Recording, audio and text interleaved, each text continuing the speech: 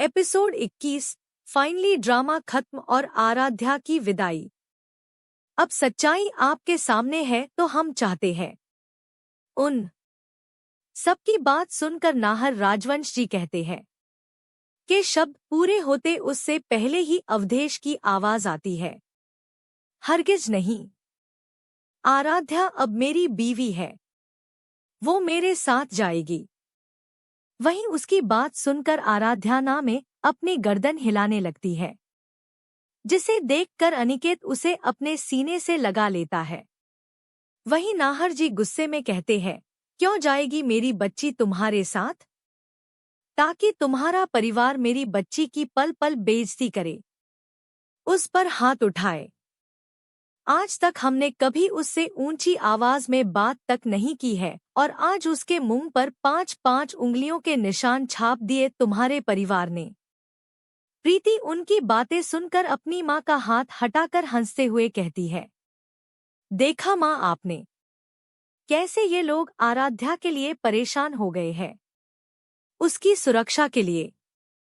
पर पूरा दिल्ली और मुंबई जानता है कि अवधेश कितना ज्यादा क्रूर है।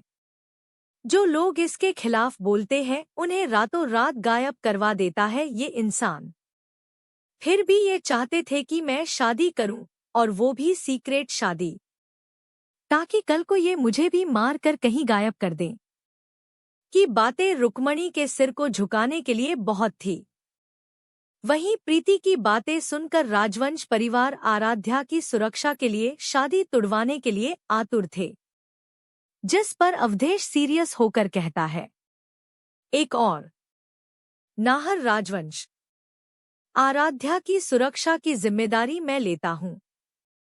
जब तक मैं यानी अवधेश प्रताप सिंह जिंदा हूं, अपनी आखिरी सांस तक आराध्या को प्रोटेक्ट करूंगा। फिर प्रीति की तरफ देखते हुए कठोर शब्दों में कहता है, और मिस देसाई लगता है मेरे बारे में कुछ ज्यादा ही जानती है आप। मैं क्या करता हूं क्या नहीं, इसका पत्ता तो कोई नहीं जानता है, पर अब आपने कह ही दिया है तो अपना ख्याल रखिएगा, क्योंकि बिजनेस किंग ऑफ एशिया मुझे ऐसे ही नहीं कहा जाता है। वह आखिरी बात एक एविल स्मिर्क देते हुए कहता है। उसकी बातें प्रीति को अंदर तक डराने के लिए काफी थी।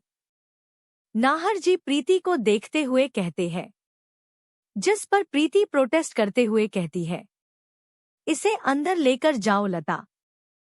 पर मैं क्यों नानू? नाहर राजवंश उसे घूरते हुए कहते हैं, जिस पर लता प्रीति को लेकर वहां से चली जाती है। वहीं सारा को अवधेश के गार्ड्स घर के बाहर भेज देते हैं। अवधेश के एक इशारे पर अंकुश आराध्या और अनिकेत के पास जाता है। वह रिस्पेक्टफुली आराध्या से चलने के लिए कहता है, जिस पर आराध्या ना में अपनी गर्दन हिला देती है। वहीं अनिकेत अपनी बहन को अच्छे से विदा करो, शाम हो रही है और मुझे और भी बहुत काम है, अनिकेत कहने की कोशिश करता है। उससे पहले ही अवधेश उसकी बातों को काटते हुए कहता है, लेकिन अवधेश, अगर तुम चाहते हो कि दुनिया के सामने तुम्हारी बहन न आए, वो हमेशा सुरक्षित रहे, तो मेरी बात मान लो, इसी में तुम्हारी भलाई है। और वैसे भी अब वो मेरी कानूनन बीवी है, तो मुझे अपनी शादी पब्लिक करने में भी प्रॉब्लम नहीं है। अवधेश साफ तौर पर उन्हें धमकी दे रहा था कि वो आराध्या की पहचान पब्लिक कर देगा। जिन दुश्मनों से वो आराध्या को बचाते आ रहे थे, उन्हें आराध्या का पत्ता देना यानी कि उसे मौत के मुंह में धकेलना था। अनिरुद्ध, अनिकेत के डैड, गुस्से में कहते हैं, तुम ऐसा हरगिज नहीं कर सकते हो। ओह ससुर जी, मैं ऐसा ही करूंगा। अब प्यार से इज्जत से अपनी बेटी को विदा कर दीजिए, वरना हमारी शादी की फोटोग्राफ्स मीडिया में वायरल कर दूंगा। राजवंश और प्रताप फैमिली के दुश्मनों के लिए इससे अच्छी खबर क्या होगी कि उन्हें बदला लेने के लिए अच्छा शिकार मिल जाएगा। अवधेश की धमकी से वो सब आराध्या को उसके साथ भेजने पर मजबूर हो जाते हैं। हमारी बच्ची का ख्याल रखना। याद रखना, अगर उसे हल्की सी खरोंच भी आई तो हम तुम्हें जिंदा नहीं छोड़ेंगे अवधेश। नाहर जी उसे वार्निंग देते हुए कहते हैं। उसकी चिंता आप मत कीजिए, मैंने आपको अपनी जबान दी है, अवधेश बिना किसी भाव के कहता है। अनिकेत और बाकी परिवार आराध्या को समझा बुझाकर अवधेश के साथ भेजने के लिए तैयार हो जाते हैं। जैसे ही रुक्मणी जी आराध्या के पास आने लगती है, वो डर कर अनिकेत के पीछे छुप जाती है, जिसे देखकर अवधेश उनसे कहता है, उससे दूर ही रहिए, ये हक आप खो चुकी हैं। रुक्मणी जानती थी कि अवधेश को कहकर कोई फायदा नहीं होगा, इसलिए वह पीछे हटते हुए कहती है, आराध्या हमारे साथ हमारे पर्सनल विला जाएगी, इसलिए आप सब प्रताप हवेली लौट जाइए। अवधेश कठोर शब्दों में अपना ऑर्डर उन्हें सुना देता है। रुक्मणी जी उसका विरोध करना चाहती थी, लेकिन अवधेश की एक नज़र देखकर वो चुप हो जाती है। वहीं दूसरी तरफ राधिका और साक्षी आपस में बात कर एक दूसरे को स्माइल दे देती है। प्रताप हवेली जाने के लिए सभी गाड़ियां वहां से रवाना हो जाती है। अब वहां अवधेश और अंकुश ही रहे थे, जो प्रताप पैलेस जाने वाले थे अपने गार्ड्स के साथ। तभी नाहर जी और अनिरुद्ध अवधेश से कहते हैं, हमें तुमसे बात करनी है। जो कहना है कहिए ससुर जी, आपको किसने रोका है? उनकी बात सुनकर काव्या सौम्या और आकाश के साथ आराध्या को वहां से लेकर थोड़ी दूरी पर आ जाती है। वह आराध्या को अपना ध्यान रखने और फिक्र ना करने के लिए कहती है, यहाँ नहीं, अकेले में। मेरे बच्चे अपना ध्यान रखना, तुम्हारे डैड और दादू तुम्हें अवधेश के पास से जल्दी ही ले आएंगे। तुम्हारे मॉम और डैड हमेशा तुम्हारे साथ है। सौम्या और आकाश आराध्या के गले लगते हुए कहते हैं, जिस पर काव्या अपने आंसू पोंछते हुए उन तीनों को ही गले लगा लेती है। हाँ, हम सब अपनी आदू के साथ है। सौम्या और आकाश भी अनिकेत और आराध्या की तरह काव्य को मॉम और अनिरुद्ध को डैड कहते हैं। थोड़ी देर बाद अवधेश और बाकियों के बीच का डिक्शन खत्म होता है। अनिकेत आराध्या को गले लगाकर कहता है, चिंता मत करना, मैं तुमसे मिलने वहां आता रहूंगा। कोई भी प्रॉब्लम हो तुम मुझे बिना झिझक के बताना, कहकर वो उसका माथा चूम लेता है। आराध्या नाहर जी और अनिरुद्ध से मिलती है, जो उसे उसका ख्याल रखने के लिए कहते हैं। वहीं अंकुश अवधेश को गाड़ी में बिठा देता है। अपनी फैमिली और दोनों दोस्तों से मिलकर अनिकेत भी आराध्या को वहां से विदा कर देता है। और इस तरह हमारी प्यारी आराध्या अपनी प्रताप पैलेस की जर्नी को शुरू कर देती है। फाइनली शादी तो हो गई और विदाई भी। अब देखते हैं सरगुन मेहता की जिंदगी आगे और क्या रंग लाएगी। मौत के बाद जीवन मिला तो वो आराध्या राजवंश बन गई और उसके कुछ ही दिनों बाद मेहता परिवार के सबसे बड़े राइवल और दुश्मन अवधेश प्रताप की बीवी भी। क्या आराध्या अवधेश का यूज करके बदला लेगी या फिर होगा कुछ और? जानने के लिए करिए एपिसोड 22 विनर और लूजर। अवधेश की कार अपनी गति से राजवंश हवेली से उसके पैलेस की तरफ बढ़ रही थी।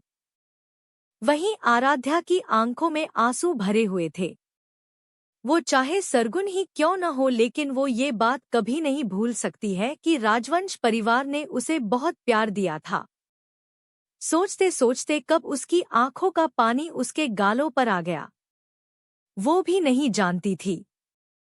अवधेश जो कब से उसे ही देख रहा था, अपना रुमाल निकालकर उसके आंसू साफ करने लगता है। Don't worry, I am not going to kill you. Aaradhya confusion से उसकी तरफ देखने लगती है, जिस पर अवधेश बिना किसी भाव से कहता है, तुम इतनी देर से अपनी सोच में डूबी हुई हो। क्या पता तुम्हें ये डर हो कि मैं तुम्हें मार डालूंगा।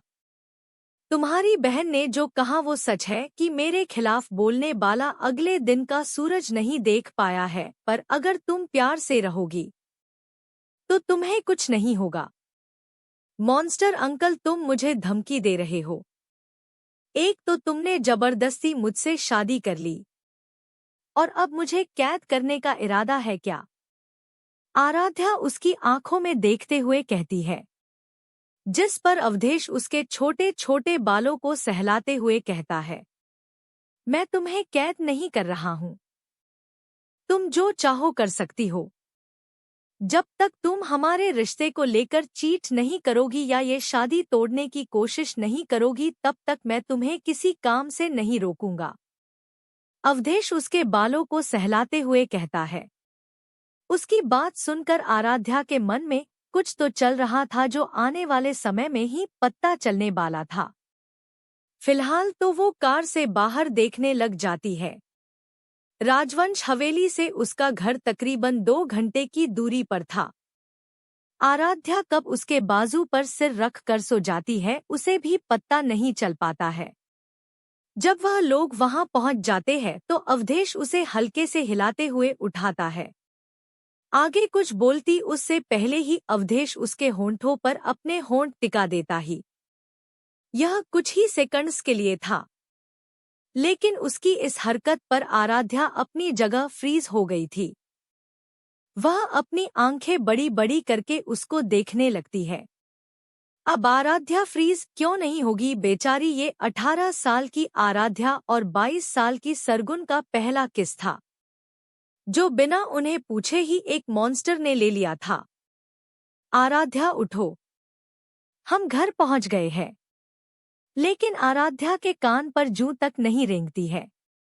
गाड़ी में पार्टीशन ऑन ही था, इसलिए अवधेश उसकी थाई पर हाथ रखकर वहां पर थोड़ा जोर से पिंच कर देता है, जिस पर आराध्या जोर से चिल्लाते हुए उठ जाती है।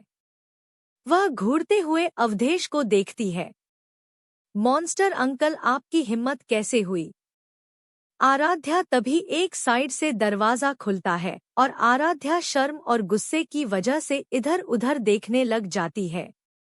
वहीं अंकुश अवधेश की व्हील चेयर को बाहर निकालता है। वह उसको चेयर पर बिठा देता है, जबकि ड्राइवर दूसरी साइड से आराध्या के लिए दरवाजा खोलता है। आराध्या बहुत ही अजीब फील कर रही थी। एक तो उनके बीच हुए ये अचानक की छोटी सी किस, दूसरा एक 1.5 साल पहले अवधेश उसका जानी दुश्मन था। उसकी वजह से रौनक हमेशा परेशान रहता था। मेहता परिवार के बिजनेस को टारगेट करना अवधेश का मानो शौक था, इसलिए वह उसकी जान ले लेना चाहती थी।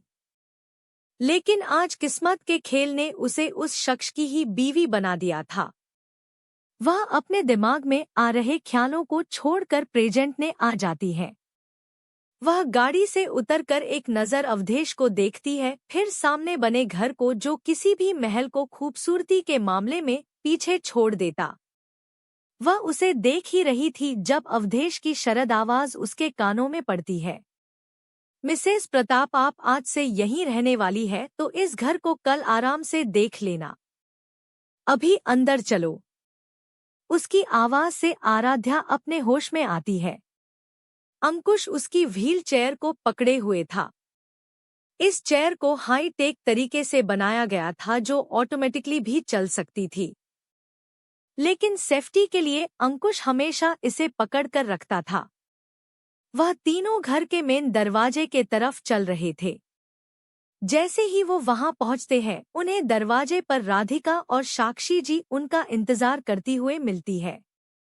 आज अवधेश शादी के बाद प्रताप मेंशन में रहने वाला था, लेकिन रुक्मणी जी की वजह से आराध्या के मन में डर था, इसलिए वो वहां जाने की जगह अपने पर्सनल विला में ही आ गया था।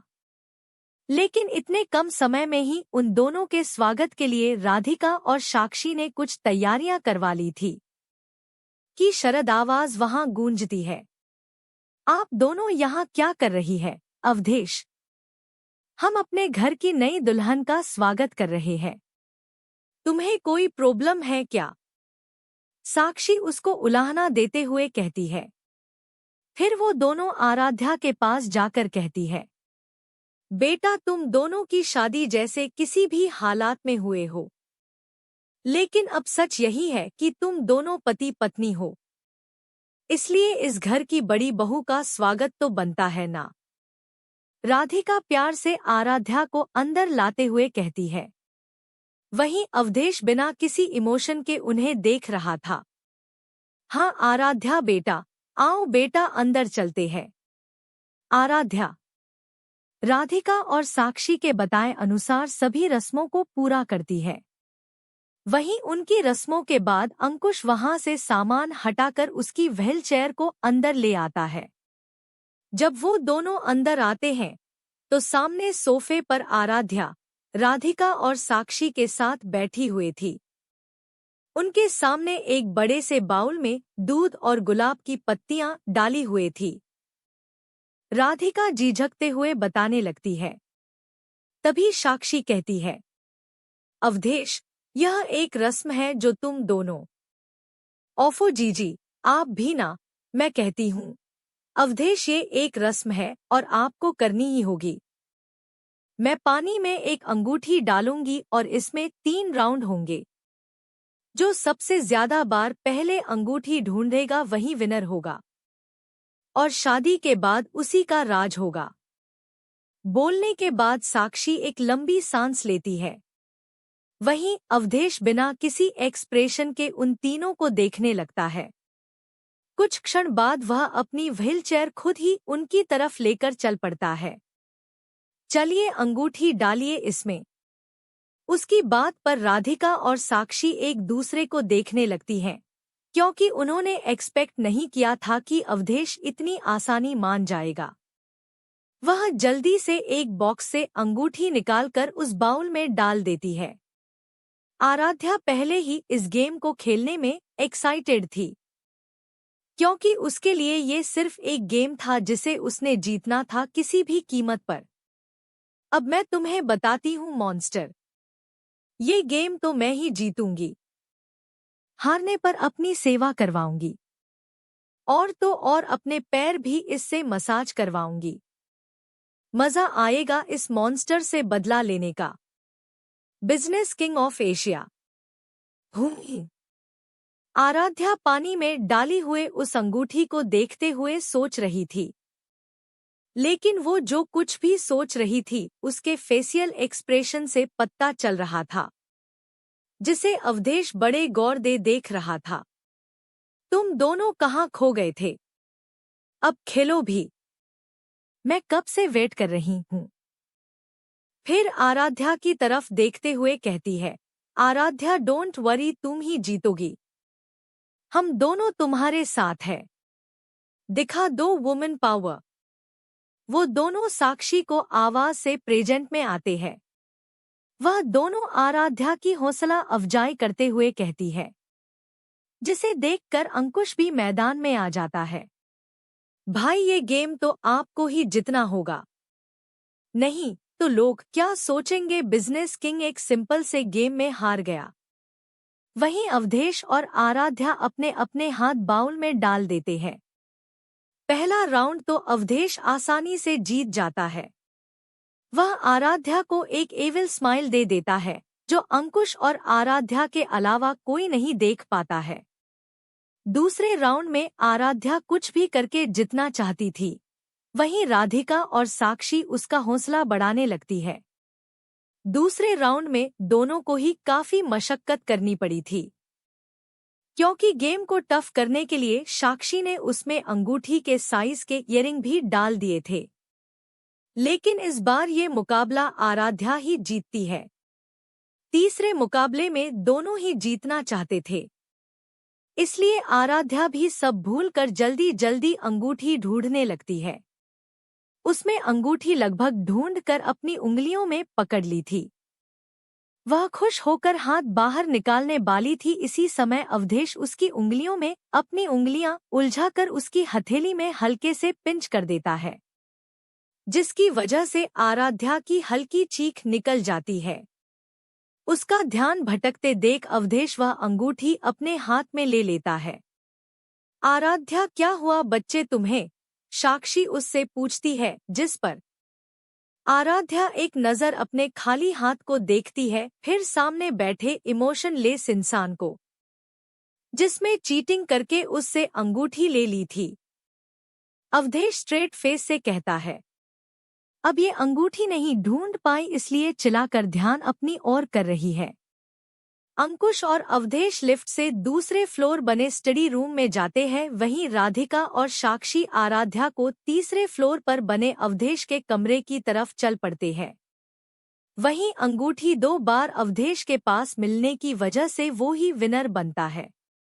अंकुश जहां खुश हो रहा था वहीं राधिका और साक्षी आराध्या के मूड को चीयर अप करने लग जाती है। मॉन्स्टर, बास्टर, मैनिपुलेशन कहीं का मेरे हाथ से अंगूठी चुरा कर कैसे देख रहा है, जिस पर आराध्या घूर कर उसे देखने लगती है। एपिसोड 23 डिफरेंस बिटवीन किस एंड पेक। जैसे ही वो तीनों दरवाजा खोलती है, सामने का नजारा देखकर आराध्या की आंखें फटी रह जाती है, क्योंकि उसके सामने अवधेश के कमरे को बहुत ही सुंदर तरीके से सजाया हुआ था। चारों तरफ सेंटेड कैंडल रखी हुई थी। गुलाब की पंखुड़ियों से बेड पर हार्ट शेप का डिजाइन बनाया हुआ था। कमरे में हल्की येलो लाइट जल रही थी। सॉरी बेटा, जल्दी में अच्छे से तुम्हारा कमरा सजा नहीं पाए थे। ओह जीजी, आप भी क्या बात कर रही हो? इन लोगों को कमरे सजाने से क्या मतलब है? इन्हें तो बिस्तर पर करना है जो करना है। साक्षी झट से बोल देती है, जिसे सुन राधिका और आराध्या की आंखें बड़ी बड़ी हो जाती है। बेचारी आराध्या शर्म से अपनी आंखें झुका देती है। अब आराध्या ही होती तो वो बेचारी समझ भी नहीं पाती, लेकिन सरगुन जानती थी कि साक्षी के कहने का मतलब क्या है। वहीं साक्षी को जब एहसास होता है उसने कुछ गलत बोल दिया है, वह जल्दी से सफाई देते हुए हंसते हुए कहती है, वो मेरे कहने का मतलब था बच्चे थक गए हैं तो उन्हें बस आराम करना है। आराध्या बच्चा तुम बैठो यहाँ और रेस्ट करो, हम घर चलते हैं। आप यहाँ नहीं रहोगे। नहीं, ये अवधेश का पर्सनल विला है, उसे यहाँ किसी का ज्यादा आना जाना पसंद नहीं है। तुम अपना और अवधेश का ध्यान रखना, हम तुमसे मिलने के लिए बाद में आएंगे। कहकर राधिका और साक्षी उसके बालों को प्यार से सहलाते हुए वहां से चली जाती है। उनके जाने के बाद आराध्या कमरे में अकेली रह जाती है। वह ध्यान से देख रही थी। अवधेश का कमरा लग्जरी का दूसरा नाम था। कमरे का फर्श एंटी स्किड था, जो शायद उसकी सेफ्टी के लिए था। आराध्या उठकर कमरे को एक्सप्लोर करने लगती है। घर इटालियन स्टाइल में बना हुआ था। वहीं कमरे में हर टाइप को फैसिलिटी थी। आराध्या एक दरवाजा खोल कर देखती है जो अवधेश का कबर्ड था। उसमें उसके कस्टम मेड सूट रखे हुए थे। उनके साथ matching shoes, watch, tie, cufflinks सलीके से रखे गए थे। उस बड़े से कमरे का एक हिस्सा खाली रखा गया था। शायद प्रीति के लिए था, लेकिन अब आराध्या के नाम आ गया था। वहां औरतों के इस्तेमाल की कोई चीज नहीं थी, जिसे देख आराध्या को समझ नहीं आता कि वो फ्रेश होने के बाद कैसे कपड़े पहने, क्योंकि उसके कपड़े रात को सोने के लिए कंफर्टेबल नहीं थे। वह अवधेश के घर में पहनने वाले कपड़ों की तरफ बढ़ जाती है, जो सबसे पहली लाइन में रखे हुए थे। उनमें उसे एक फुल स्लीव टी शर्ट निकाल लेती है। अब प्रॉब्लम बॉटम की थी को थोड़ी देर उसके कपड़ों में खंगालने में उसे एक पेयर हाफ पैंट का मिल जाता है, जो उसके थाई तक आ रहा था। अपने लिए कपड़े ढूंढकर आराध्या वॉशरूम की तरफ बढ़ जाती है। कमरे का वॉशरूम अपने आप में ही लग्जरियस था। इसमें भी अवधेश के कंफर्ट का पूरा ध्यान रखा गया था। आराध्या जाकर मिरर के सामने खड़ी हो जाती है। वह खुद को देख रही थी।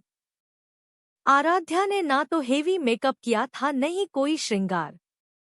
वो तो बेचारी अपने इंडो वेस्टर्न कपड़ों में ही शादी होकर आई थी।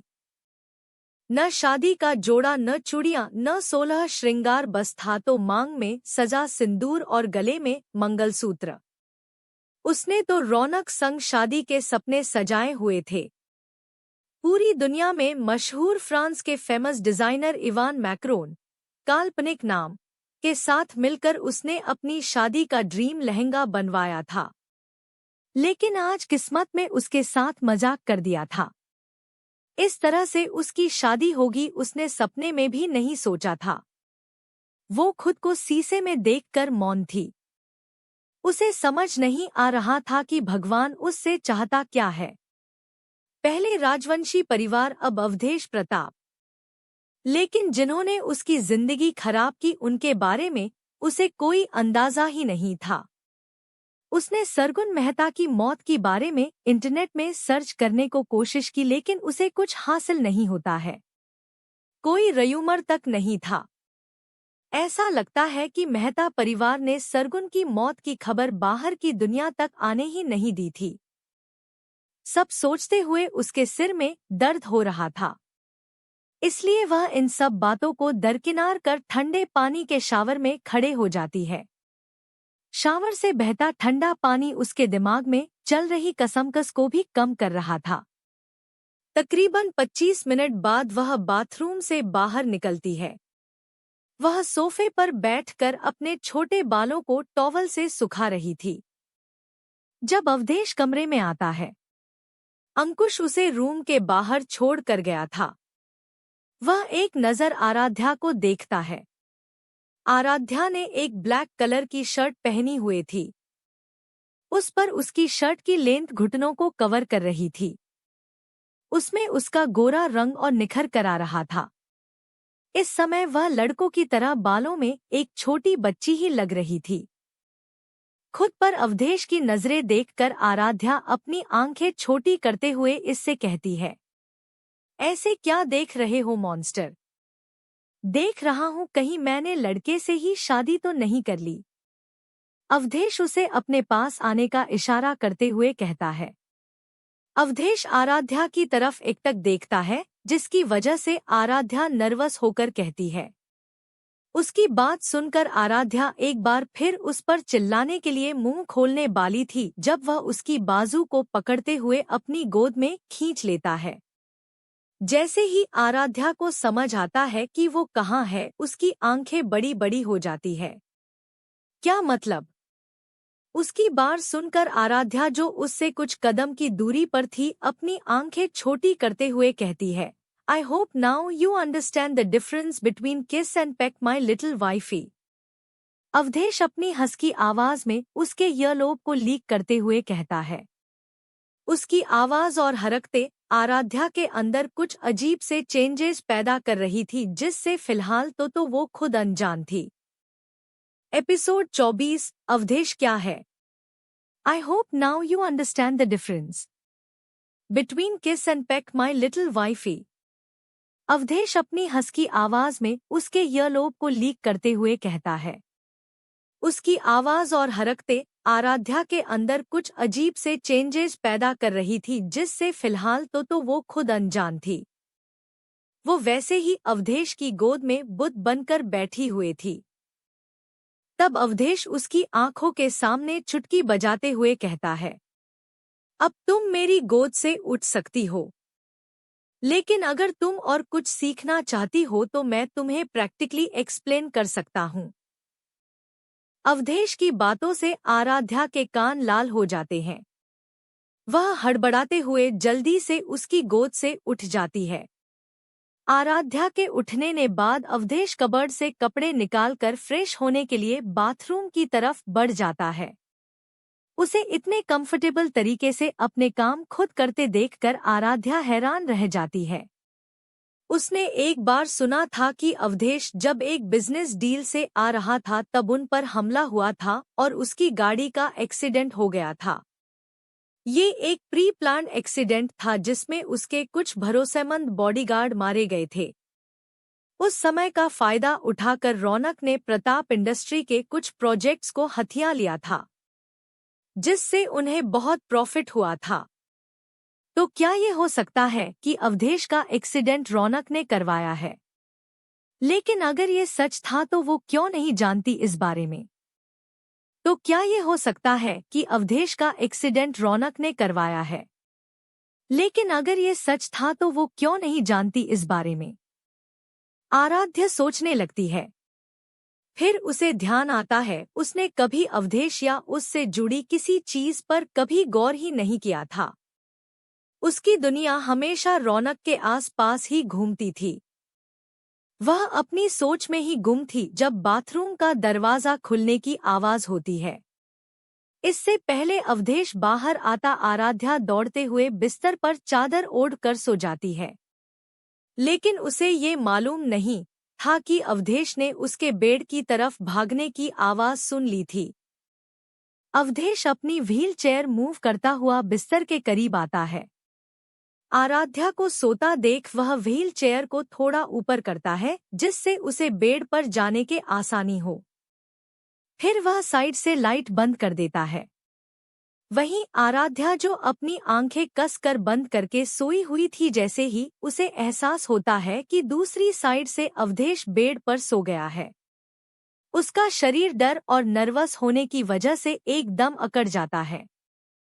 अवधेश उसकी नर्वसनेस को देखकर मस्ती में कहता है, don't be sad little wifey, आज मैं शादी की वजह से थक गया हूँ, लेकिन कल मैं पक्का तुम्हें पूरी तरह से सेटिस्फाई कर दूंगा, बदले में तुम चाहो तो तुम भी मुझे। वहीं अवधेश की बातें सुनकर आराध्या अपनी नर्वसनेस को भुलाकर अपने ऊपर ओढ़ी हुई चादर हटाते हुए गुस्से में कहती है, आपकी हिम्मत कैसे हुई मुझसे ये सब बोलने की? और कौन सैड है? और आप खुद को खुद ही सेटिस्फाई करते रहो। अरे तुम मेरी बीवी हो, तुमसे नहीं कहूंगा तो किससे कहूंगा, और मैं आज तक खुद को खुद ही सेटिस्फाई करता आया हूं। अब सोच रहा हूं ... वो आगे कुछ बोलता उससे पहले ही आराध्या एक पिल्लो उसके फेस पर मारते हुए कहती है, मुझे यहाँ रहना ही नहीं है। आप बहुत ही बेशर्म हो। आपसे बेशर्म आदमी मैंने अपनी जिंदगी में कहीं नहीं देखा, कहकर वो उठने लगती है। बात सुनकर अवधेश हंसते हुए उसे अपनी ओर खींच लेता है, जिससे वह सीधा अवधेश के ऊपर गिरती है। वह उसे अपनी बाहों में कसते हुए कहता है, वहीं उसकी, मैं मजाक कर रहा था। तुम इतने दूर सोई हुई थी और अब मैं तो तुम तक नहीं पहुंच सकता था, इसलिए तुम्हें उठने के लिए उकसा रहा था। आराध्या अपनी गर्दन उठाते हुए कहती है। वो क्यों? जिस पर अवधेश उसकी गर्दन को वापस अपने सीने में छिपाते हुए कहता है, क्योंकि मुझे तुम्हें पकड़कर सोना था। मैं खुद बोलता तो तुम नहीं आती, इसलिए तुम थोड़ा सा भड़का दिया। उसकी बातें सुनकर आराध्या चुपचाप लेट जाती है। वह इस तरीके से सोने में कंफर्टेबल नहीं थी, लेकिन अवधेश को बोलने का कोई फायदा नहीं था। वो उसे छोड़ने वाला तो था नहीं।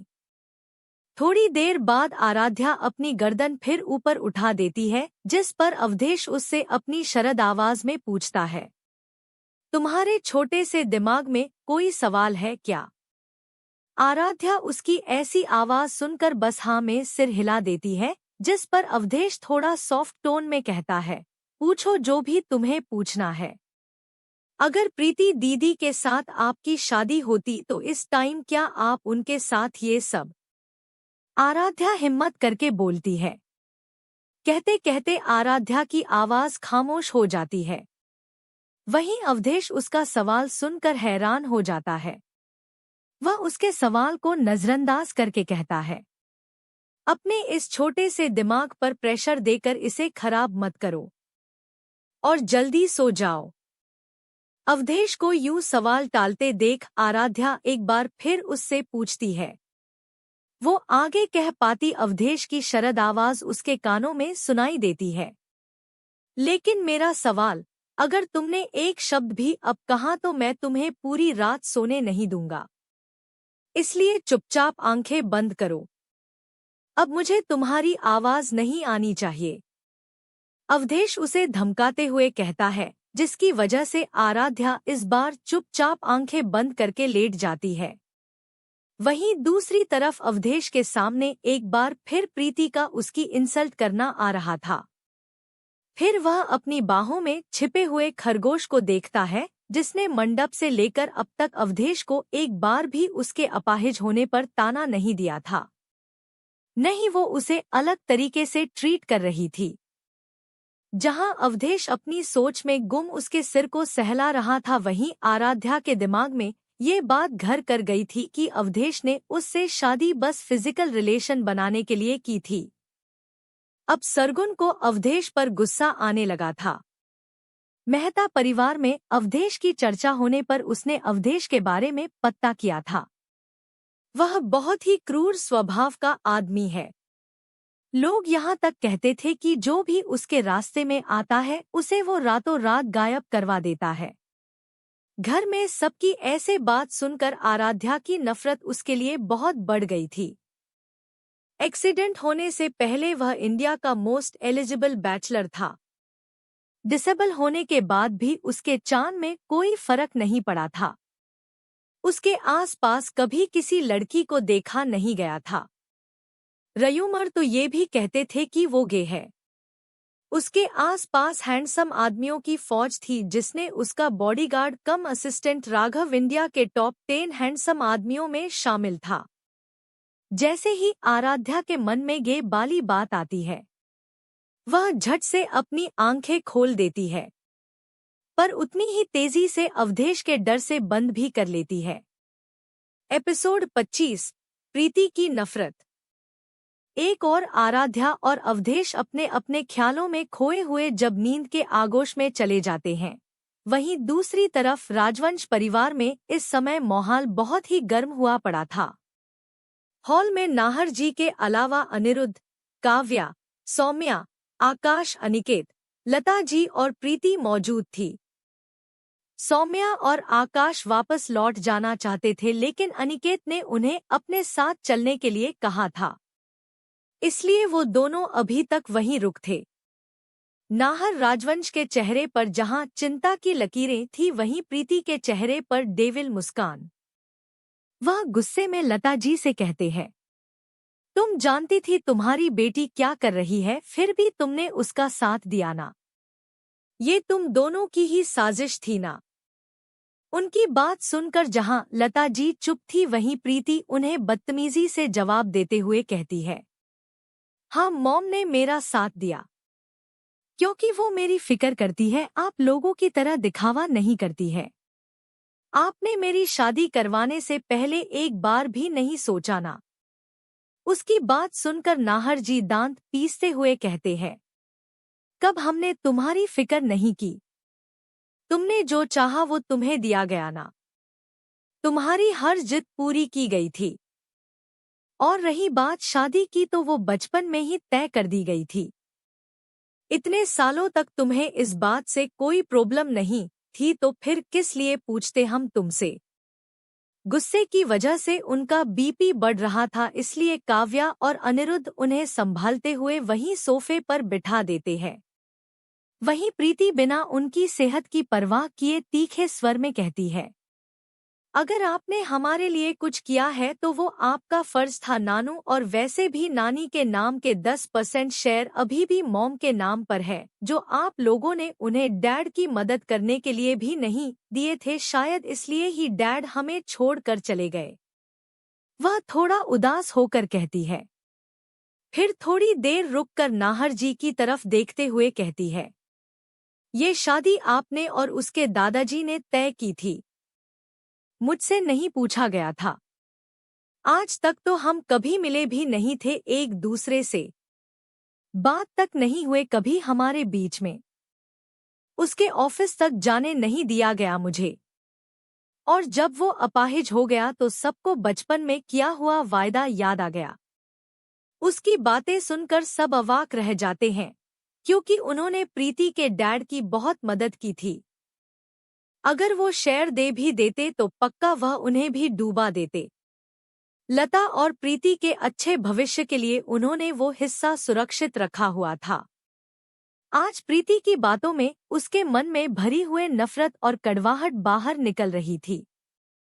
उसकी बातों से आहत नाहर जी कहते हैं, अगर तुम ये शादी नहीं करना चाहती थी तो बता भी तो सकती थी। हम मना कर देते उनको इस शादी के लिए। पर तुम्हारी एक गलती की सजा अब आराध्या भुगतेगी। अगर बात आपकी आराध्या की होती तब आप मना करते। मेरे लिए नहीं, इसलिए तो उसे सबसे छुपाते फिरते हैं आप। और आज भी आपको सिर्फ अपनी लाडली पोती की ही चिंता है। और मैंने नहीं बुलाया था उसे शादी में। मैंने सारा को कहा था सही वक्त पर आकर शादी करने के लिए। वह लास्ट में अपना बचाव करते हुए कहती है। उसे अपनी हरकत के लिए कोई पछतावा नहीं था। वहीं प्रीति के ड्रामे देखकर अनिकेत को गुस्सा आ रहा था, लेकिन लता जी की वजह से वह उसे कुछ नहीं कहता है। वह अपने पेरेंट्स से विदा लेकर आकाश और सौम्या के साथ अपने पर्सनल विला के लिए निकल जाता है। सुबह का समय। अवधेश का मेंशन। उसकी मॉर्निंग हस्की वॉइस सुनकर आराध्या एक झटके में बेड से उतर जाती है। उसके ऐसे रिएक्शन की उम्मीद तो अवधेश ने भी नहीं की थी। वह अपने सामने खड़ी लड़की को देखता है जिसके कपड़े सोने की वजह से अस्त व्यस्त हो गए थे। उसकी शर्ट घुटनों के बजाय और ऊपर हो गई थी। उसके छोटे क्यूट पैर अवधेश के मन में नए एहसास डाल रहे थे। वहीं अवधेश को खुद को ताड़ते देखकर आराध्या एक नज़र अपने कपड़ों को देखती है, जिसे देखकर वह हैरान रह जाती है। पूरी तरह से अवधेश के ऊपर ही सो चुकी थी। उसके बाजू बाहर उसके कंधे पर लटक रहे थे। अवधेश, जिसे जागे हुए 15 मिनट से अधिक समय हो चुका था, आराध्या को ऐसे सोते देखकर डिस्टर्ब नहीं करता है। वह उसके उठने का इंतजार करने लगता है। थोड़ी देर तक आंखें कसमसाने के बाद आराध्या नींद में ही अपनी आंखें मलती हुए उठती है। जैसे ही उसकी अधखुली आंखें अवधेश पर जाती है तो वह एक बार फिर खुद को उस पर गिरा देती है। Aaradhya, little girl wake up. उसकी ऐसे बातें सुनकर आराध्या गुस्से में लाल होते हुए कहती है, मैं तुम्हारी कोई प्रॉपर्टी नहीं हूँ, समझे तुम? और मुझसे दूर रहो, नहीं तो मैं तुम्हें जिंदा नहीं छोड़ूंगी। ठरकी इंसान। आराध्या की ये बच्चों वाली धमकी सुनकर अवधेश हंसते हुए कहता है,